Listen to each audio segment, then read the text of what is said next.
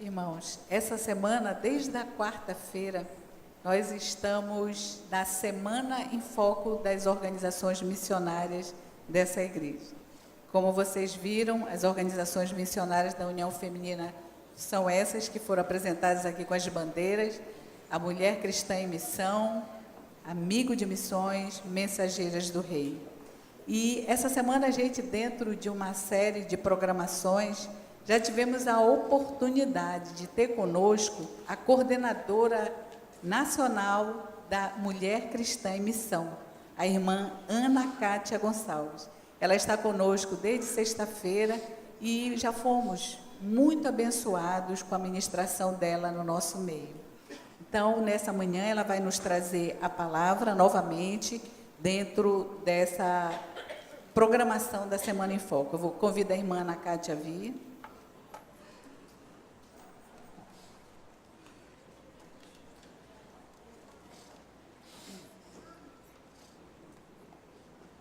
Gentileza. Irmã Ana Cátia é coordenadora nacional da MCM, mas é uma serva do Senhor, e ela agora está à frente, ela é a redatora da revista Visão Missionária, aquela revista que a gente recebe, linda, maravilhosa, que durante 43 anos, né, irmã, a redatora era a irmã Elza Santana do Vale. Ela, a partir de agora, é a redatora da Visão Missionária. Então, oremos por ela também, nesse sentido, porque é uma missão muito grande. Vamos orar, irmã. Pai querido, nós te agradecemos, te suplicamos agora, Senhor, que o Senhor abençoe a tua serva, dando a ela, Senhor, a tua condução, a tua direção, que ela possa, Senhor, debaixo, Senhor, da tua direção, falar aquilo que o Senhor deseja para a tua igreja nessa manhã. Nós estamos em festa, né? 110 anos de união feminina que tem formado discípulos e tem abençoado milhões de pessoas no Brasil e no mundo. Nós temos também realizado treinamentos, nós temos também feito uma literatura que alcance a mulher nesta formação de ganhar almas e cuidar muito bem delas. Então, o Brasil todo, neste final de semana, está comemorando a educação cristã missionária. E nós temos as nossas duas casas de ensino, né? CIEM e SEC, nós sabemos que elas precisam de uma revitalização, mas nós temos um compromisso de amor com essas casas que continuam fielmente capacitando, formando educadores cristãos que trabalham na igreja local e missionários que trabalham nos campos. Então, nós louvamos a Deus por estas casas, louvamos a Deus por esta igreja que tem todas as organizações missionárias. Eu tenho recebido muito carinho nestes dias, não é? A mulherada é muito carinhosa, viu? O pastor também, né? O pastor está andando assim agora, é? Eu estou brincando porque a mulherada brincou com a aliança bonita dele, né? Louvado seja Deus por isso. Mas nós estamos jovens ainda, né? Porque nós reafirmamos o nosso compromisso anualmente com o Senhor, de ser mais em Cristo e de fazer muito mais em Cristo a cada dia. Por isso que nós permanecemos jovens. Nós somos também um órgão executivo da Convenção Batista Brasileira.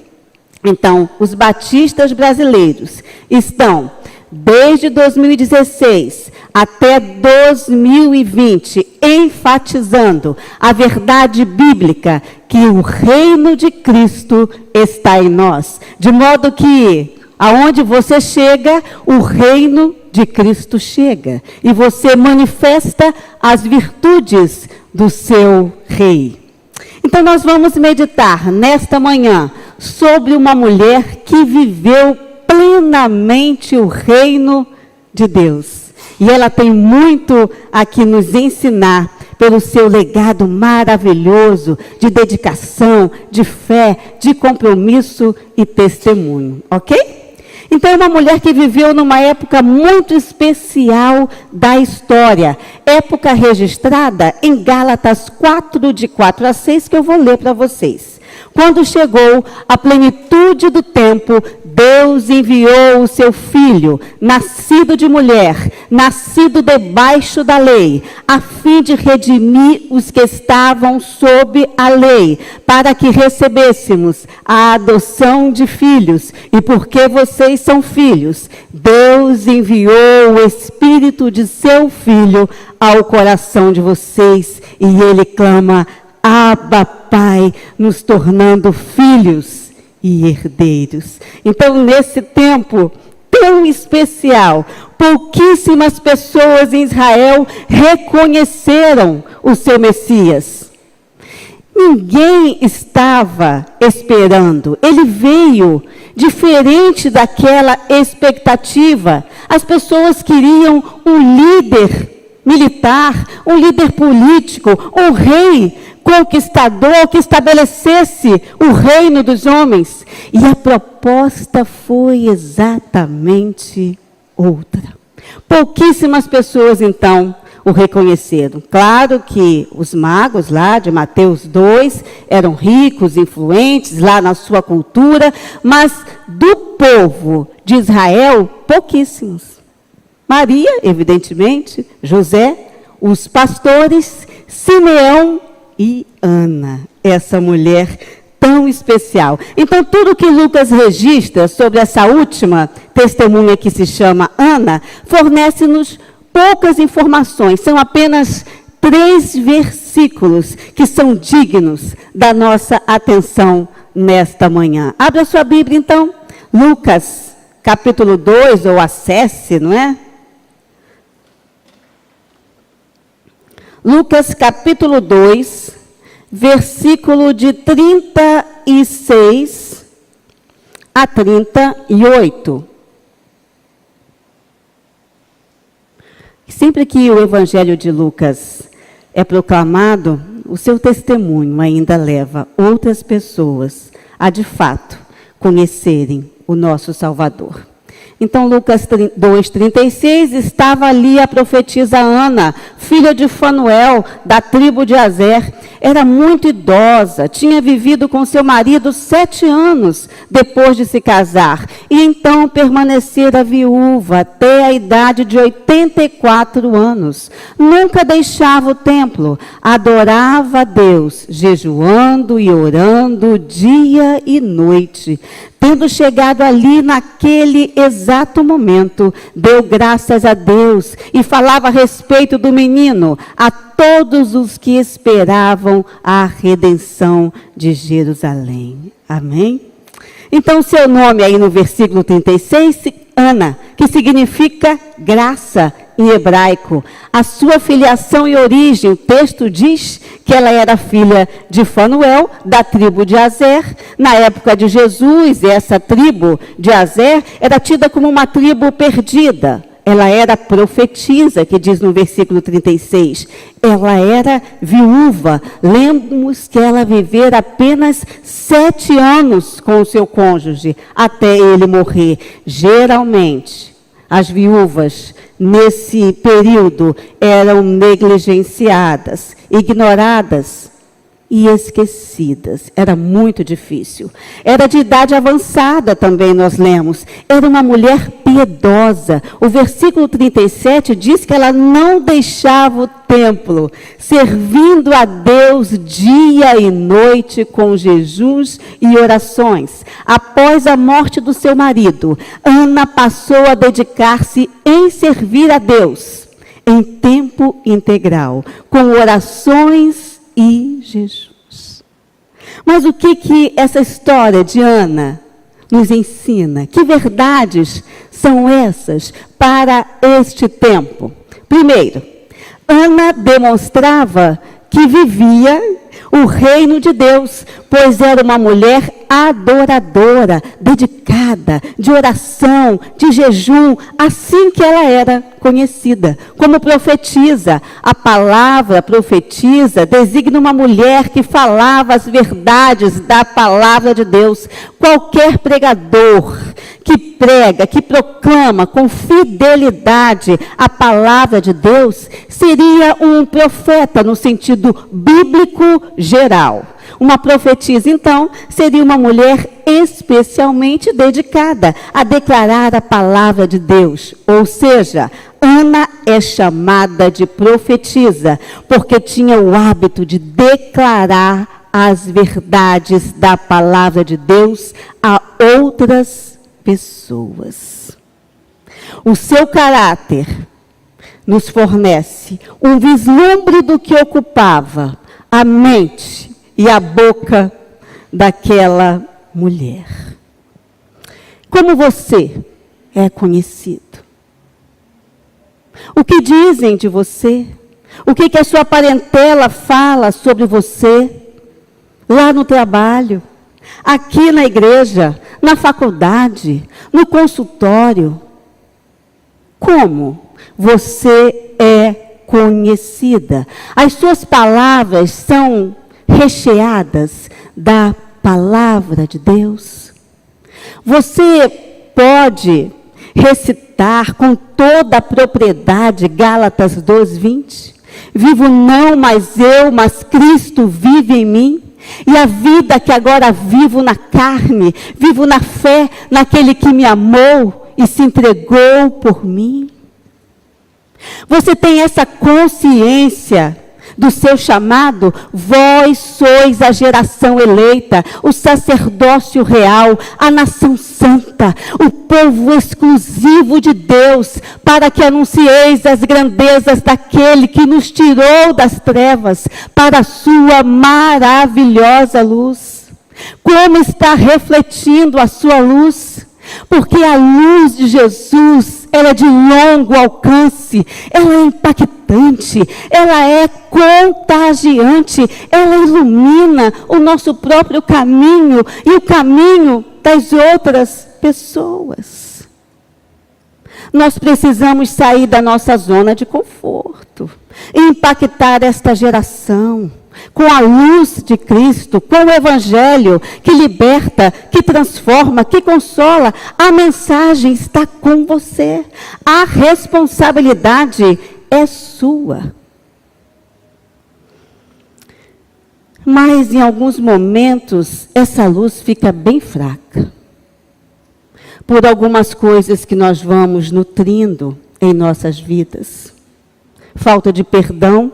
Uma irmã foi conversar comigo, e no relacionamento a gente decepciona e é decepcionada, não tem jeito, né? Nós somos humanos, o que a gente não pode deixar é de liberar perdão e ser perdoado. E ela contou então um episódio, eu falei, olha, vai lá com a irmã, pede perdão, libera perdão, seja perdoada. E ela, tá bem, eu vou fazer isso. E no outro domingo eu perguntei, e aí, como é que foi? E ela disse, ainda não. No outro domingo, e aí? Como é que foi? Ah, está tudo resolvido. Está tudo resolvido? Como é que foi? Ah, eu postei uma foto no Facebook e ela curtiu.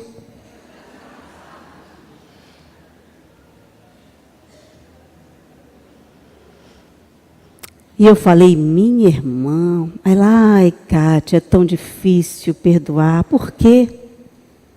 E eu falei, olha, parte dessa resposta está nesta história, que eu também vou compartilhar com vocês. Eu estou numa gripe, gente, e minha garganta fica seca.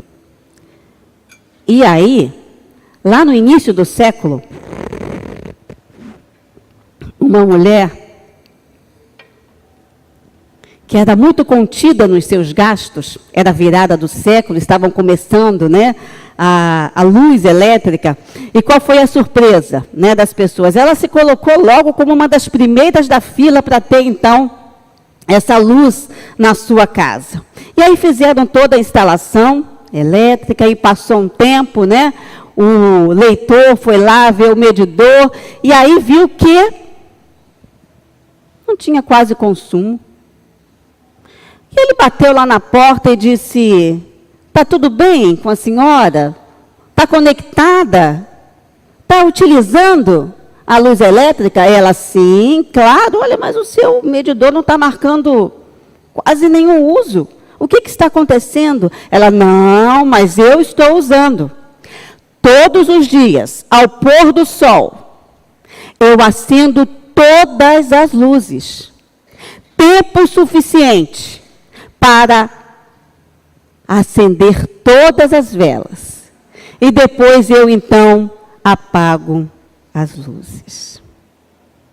Ela estava conectada, mas estava inalterada. E às vezes nós cometemos esses mesmos erros, salvos, mas com o coração inalterado, conectados, mas sem modificações, resistindo em algumas transformações que precisam para que você possa viver plenamente esse reino de Deus. No versículo 37 diz que esta não deixava o templo, mas adorava noite e dia, em jejuns e oração. O mundo que nós vivemos hoje está um ativismo, né? A demanda realmente é intensa e nós precisamos correr muito. Mas eu pergunto para você, em que momento do dia você se aquieta? Escolhe um lugar para falar com o seu Senhor, para que o Senhor fale com você. Nós temos nossas organizações missionárias, como foi muito bem representado e falado. Chegou o tempo de nós nos envolvermos mais com os ministérios da nossa igreja, né? Essas organizações estão atreladas ao processo intencional e deliberado de formar Jesus Cristo, uma identidade cristã genuína, que aponta sempre para Cristo. Então nós fazemos um convite, nós estamos revitalizando a mulher cristã em missão, e nós estamos alcançando todos os estágios da vida dessa mulher. As jovens agora estão conosco para dinamizar os nossos encontros, para potencializar e para garantir que essa obra não vai acabar, que ela é do Senhor e dará continuidade. Você tem trazido os seus filhos? Talvez o horário, né, dos embaixadores, eu não sei qual é o horário, das mensageiras do rei, não atenda, talvez seja no domingo, lá às 17 horas você tem que dar aquela sonequinha de domingo, é sagrada, eu também gosto, né? Mas você precisa se organizar melhor, você precisa trazer os adolescentes para a casa do Senhor. Os jovens também, nossos jovens estão aí, ganhando o mundo, não é? Na faculdade, nas universidades, com mestrado, com doutorado, mas eles precisam dessa base afetiva, dessa base educacional cristã, para se tornarem grandes profissionais, grandes executivos, mas servos do nosso Senhor. A chamada é essa. Deus está buscando pessoas humildes, ensináveis, disponíveis para o reino de Deus, para a expansão do reino. Você tem oferecido de fato o seu melhor? Nós cantamos tanto isso. Você tem oferecido o seu melhor ou tem dado migalhas? Um esposo que disse que amava a esposa, viajou e ele no aeroporto lembrou que tinha que levar uma lembrança lá para sua esposa, e ele parou então e disse, uma perfumaria aqui mesmo, mulher gosta, né, de perfume, né, enfim, de colônias. E aí ele, vou levar.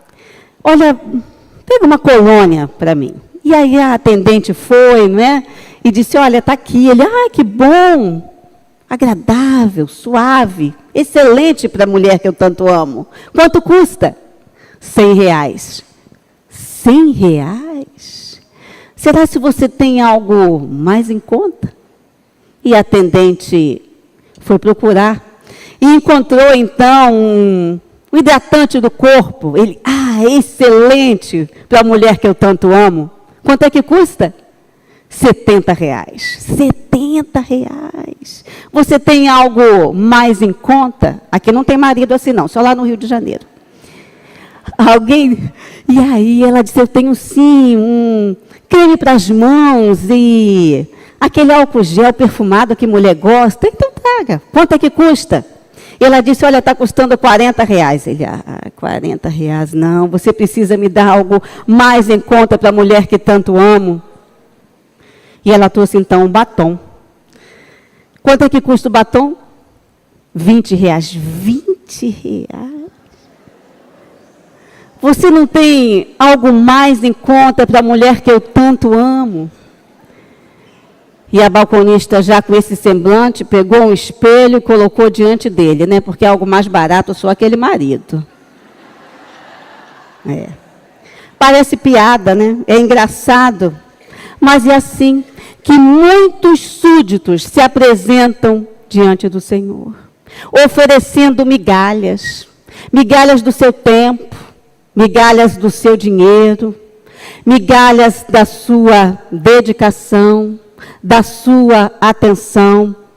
E é tempo de termos uma conexão genuína com Jesus Cristo.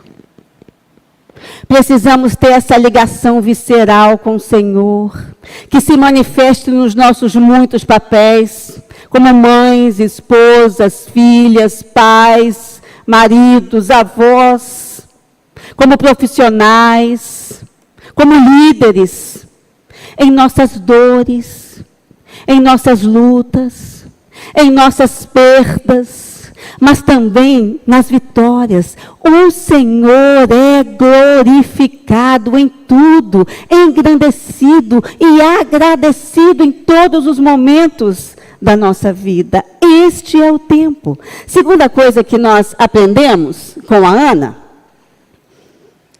é que ela descansou no Senhor para superar tragédias e ter esperança. Quando Jesus nasceu, Ana já era de idade avançada. Ela não tinha uma vida particularmente fácil.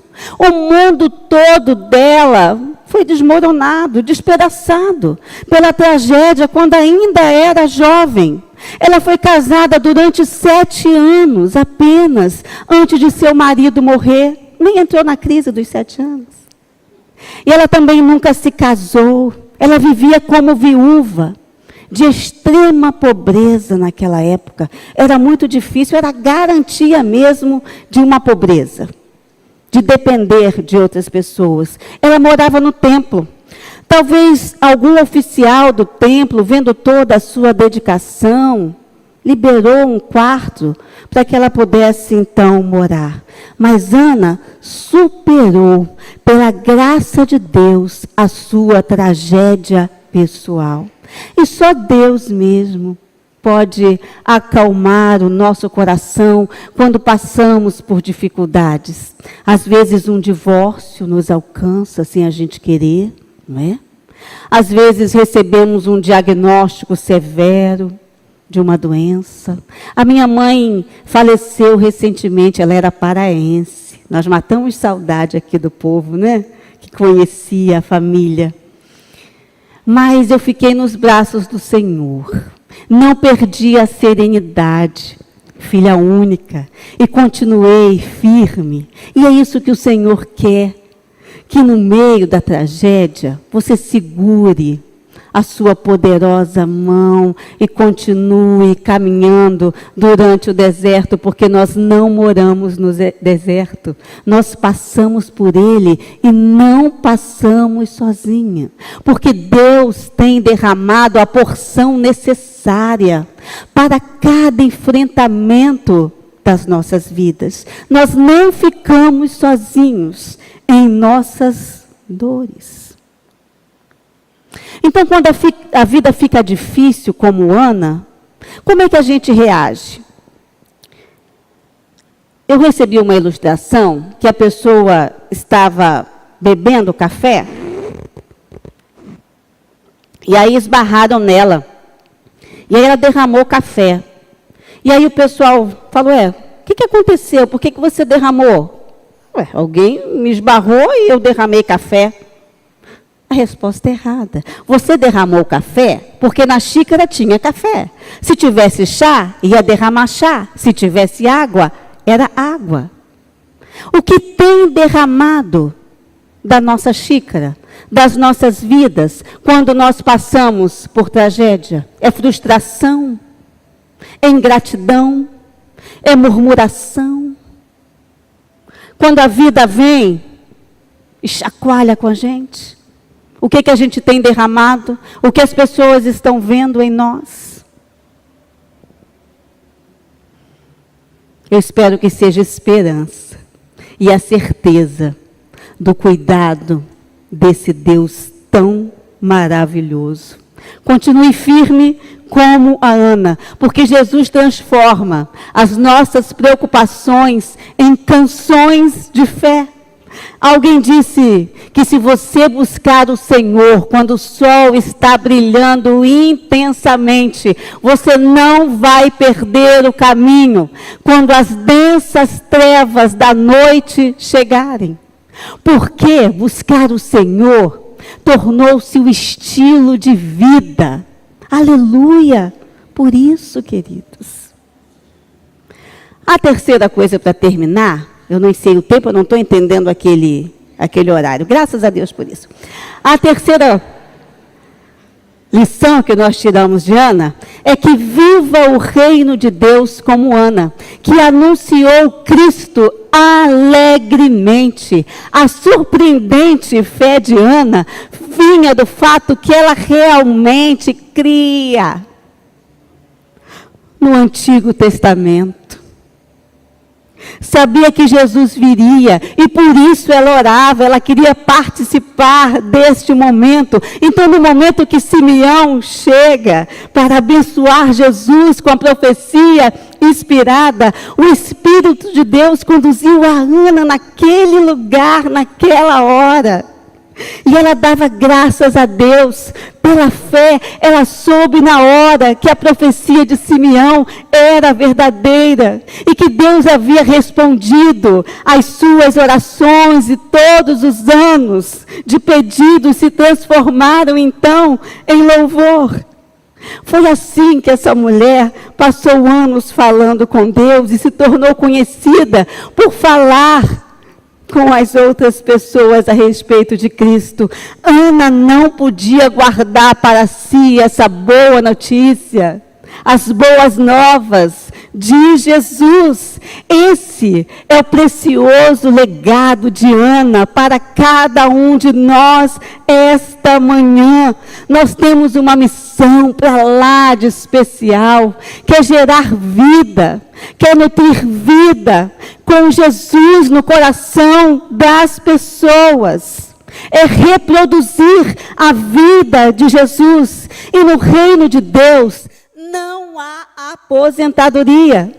O comissionamento é para todos nós, crianças, adolescentes, jovens, adultos, idosos. Somos súditas do Rei Jesus. E esse reino cresce à medida que nós, seus súditos, o divulgam. Como nós aprendemos com a Ana. Por isso que é importante a educação cristã missionária na igreja local, porque a nossa fé, ela não é estática, contemplativa, ela é dinâmica. Nós levamos outras pessoas a receberem essa mesma luz que tem impulsionado o nosso viver.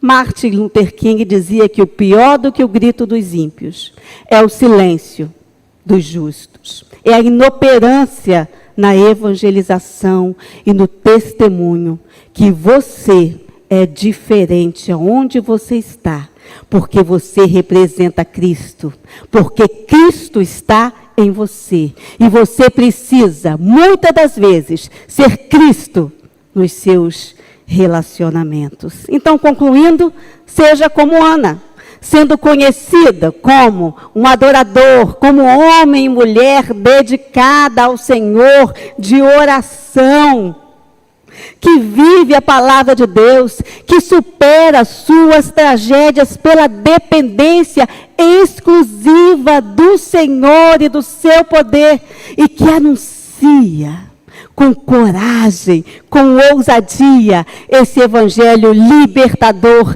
que transforma, que consola e que leva à eternidade. Que o Senhor, quando nos encontrarmos com Ele, naquele dia do nosso encontro, possa olhar para você e dizer: cumpriu a minha missão, viveu para a minha glória, deu o seu melhor, compartilhou e viveu o meu amor. Entre, bendito do meu Pai, receber por herança o reino que está preparado desde a criação do mundo. Venha para o gozo do seu Senhor. Amém? A nossa divisa está em João, capítulo 9, versículo 4. E eu vou convidar todas as mulheres, mesmo que você não conheça. Vamos ficar de pé e vamos falar. Todas as mulheres da PIB do Pará. Vamos lá? Convém que eu faça a obra daquele que me enviou enquanto é dia, pois a noite vem, quando ninguém pode trabalhar. O versículo seguinte diz que enquanto estamos aqui, nós somos a luz do mundo. E se nós estamos aqui, vivendo essa manhã gloriosa, é porque a noite ainda não chegou nas nossas vidas. Então vamos trabalhar e vamos viver plenamente o reino de Deus até que Ele venha. Amém?